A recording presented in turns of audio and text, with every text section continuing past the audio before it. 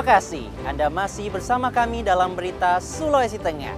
Bagi Anda yang baru bergabung, kembali kami sajikan 3 berita utama hari ini. Pembalak liar ditangkap beserta kayu ilegal.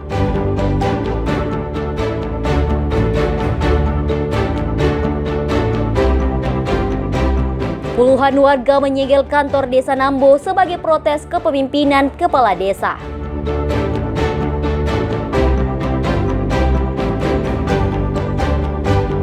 Warga komplek perumahan Kalukubula dihebohkan dengan penemuan mayat yang sudah membusuk.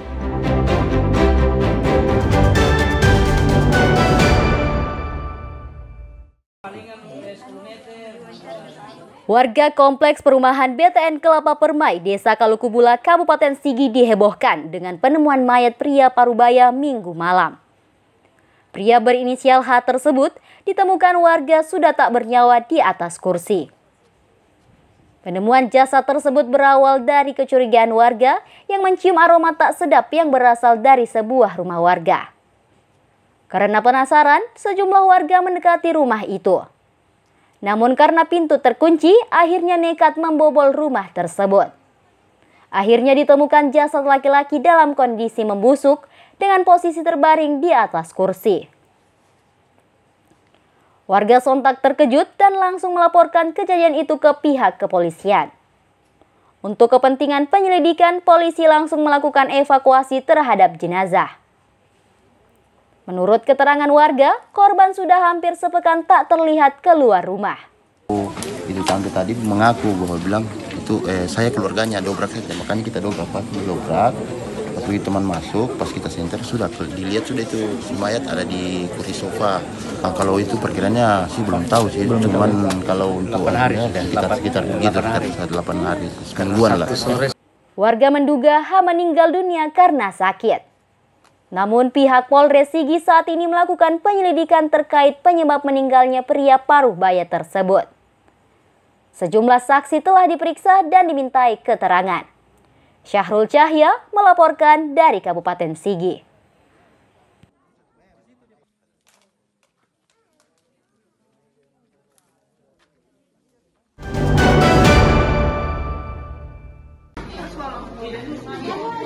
Pemerintah Provinsi Sulawesi Tengah mulai mencairkan beasiswa kepada puluhan mahasiswa kurang mampu. Setelah melalui proses verifikasi dan validasi berlapis, sebanyak 20 mahasiswa menerima pencairan tahap pertama langsung ke rekening masing-masing. Senin 21 Juli 2025, tahap kedua menyusul dengan total sebanyak 267 mahasiswa yang datanya telah dinyatakan sah dan valid oleh Biro Kesejahteraan Rakyat. Proses verifikasi dilakukan lintas instansi termasuk Dinas Pendidikan, Dinas Sosial, dan Dukcapil. Biro Kesra bertugas memvalidasi dan menerbitkan SK Gubernur sebagai dasar pencairan bantuan dana UKT. Sempat terjadi pengembalian data pada gelombang sebelumnya karena sejumlah dokumen dinilai belum lengkap.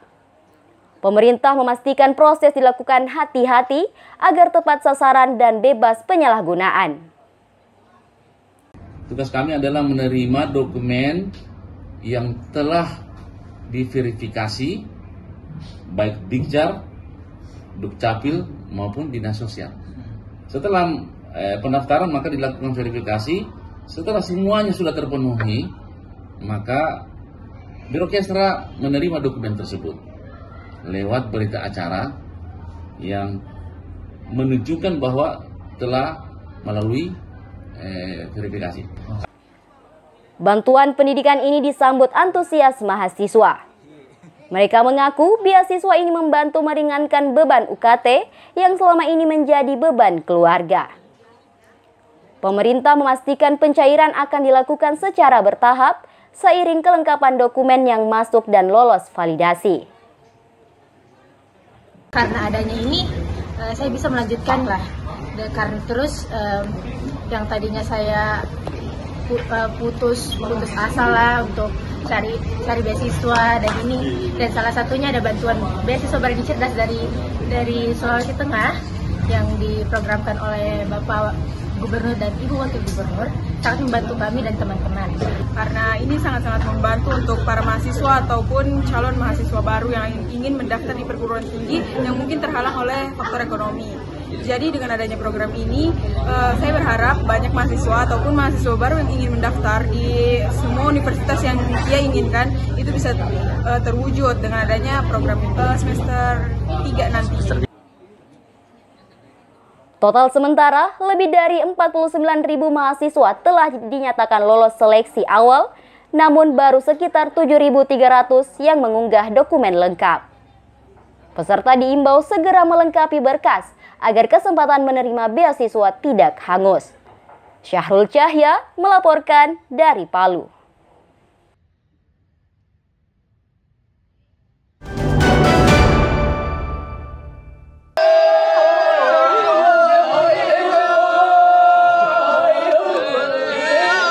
Kabupaten Sigi dikenal memiliki keragaman budaya, adat istiadat, dan kearifan lokal.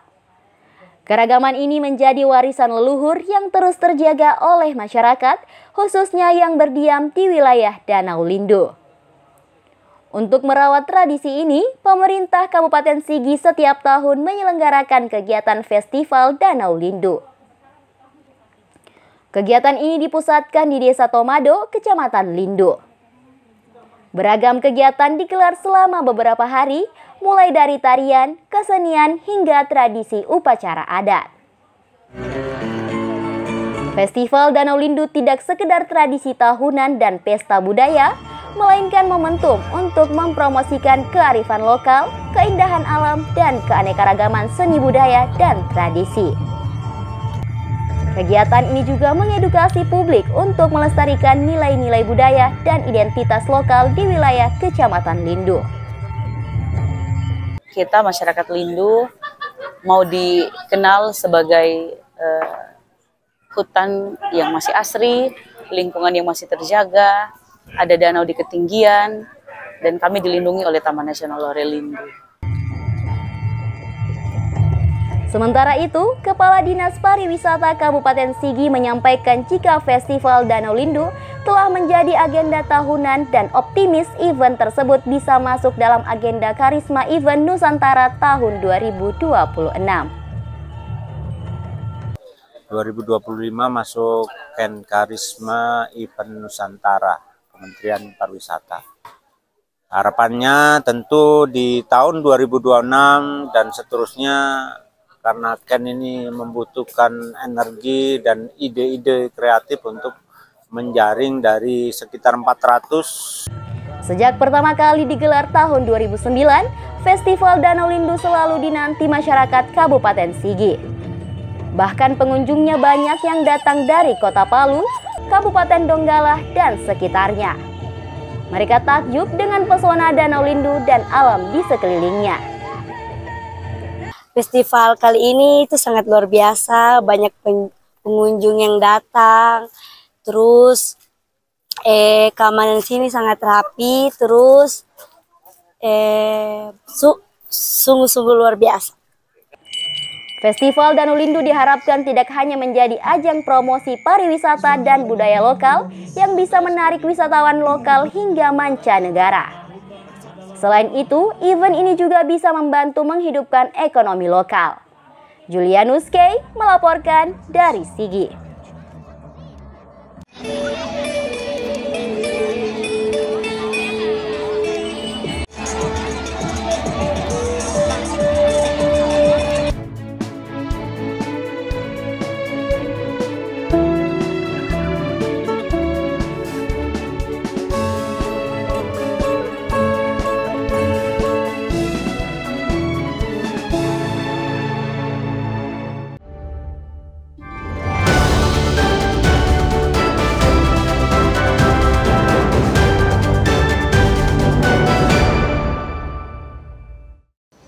Informasi tadi sekaligus mengakhiri seluruh rangkaian berita Sulawesi Tengah hari ini. Atas nama rekan kerja yang bertugas, saya Fatur Rahman mengucapkan terima kasih atas kebersamaan Anda. Sampai jumpa dan selamat beraktivitas. Songgom puasi, tabe.